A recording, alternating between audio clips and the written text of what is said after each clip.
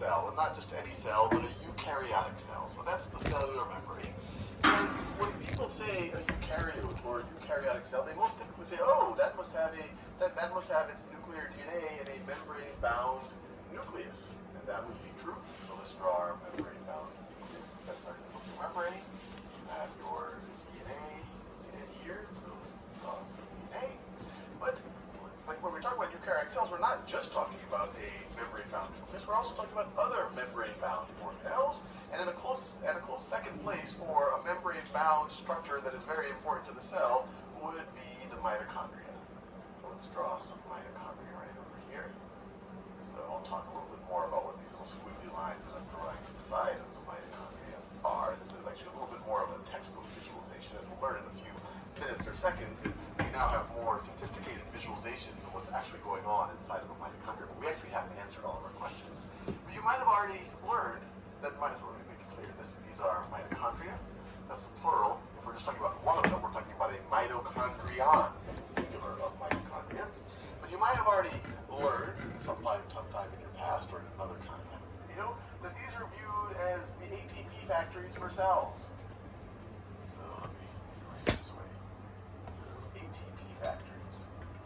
ATP factories. And if you watch the videos on the ATP or cellular respiration or other videos, I repeatedly talk about how ATP is really the currency for energy in the cell. That when it's in its ATP form, you have adenosine triphosphate. If you pop one of the phosphate groups off, you pop one of the P's off, it releases energy, and that's what your body uses to do all sorts of things, from movement, thinking, to all sorts of things that actually go on your body. So you can imagine mitochondria are really important for energy, for when the cell has to do things. And that's why you'll find more mitochondria in things like muscle cells, things that have to use a lot of energy.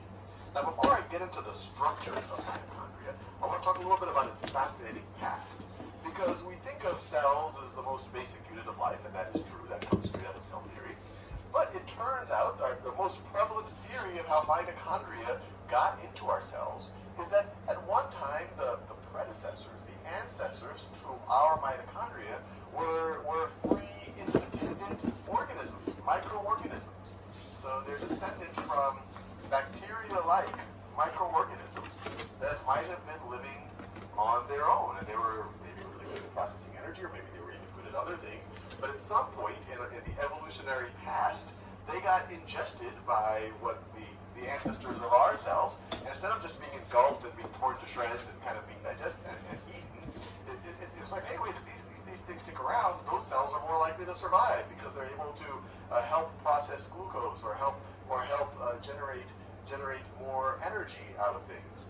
And so the cells that were able to kind of live in symbiosis have them kind of give a place for the mitochondria to live, or the free mitochondria, the ancestor mitochondria, those survive, and then through kind of the processes of natural selection, this is what we now associate eukaryotic cells as having mitochondria. And so I find this whole idea of one organism being inside of another organism in symbiosis, even at the cellular level, that's kind of mind-boggling. But anyway, I'll stop talking about that, and now let's just talk about the present. Let's talk about what the actual structure of mitochondria are. And I'll first draw kind of a simplified drawing of a mitochondria, and I'm going to draw a cross-section. So I'm going to draw a cross-section. So if we were to kind of cut it in half.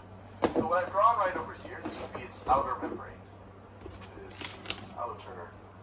is the outer membrane right over here. Let me label that. Outer membrane. And all of these membranes that I'm going to draw, they're all going to be phospholipid bilayers. So if I were to zoom in right over here, if I were to zoom in, we would see a bilayer of phospholipids. So you have your hydrophilic heads facing outwards,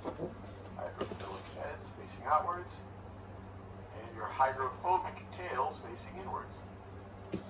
So you see something just like that. So they're all phospholipid bilayers. But they aren't just phospholipids. All of these membranes have all sorts of proteins embedded underneath. Cells are incredibly complex structures, but even organelles like mitochondria have a fascinating, I guess you'd say, substructure to them. They themselves have all sorts of interesting proteins, enzymes embedded in their membranes that are able to help regulate what's going on inside and outside of these organelles. And one of the membranes that you have or one of the proteins that you have in the outer membrane of mitochondria, they're called pores. Pores aren't found only in mitochondria, but they're kind of tunnel proteins. They're structured so they kind of form a hole. They form a hole in the outer membrane. I'm trying the best that I can. These are pores. And what's interesting about pores is they don't allow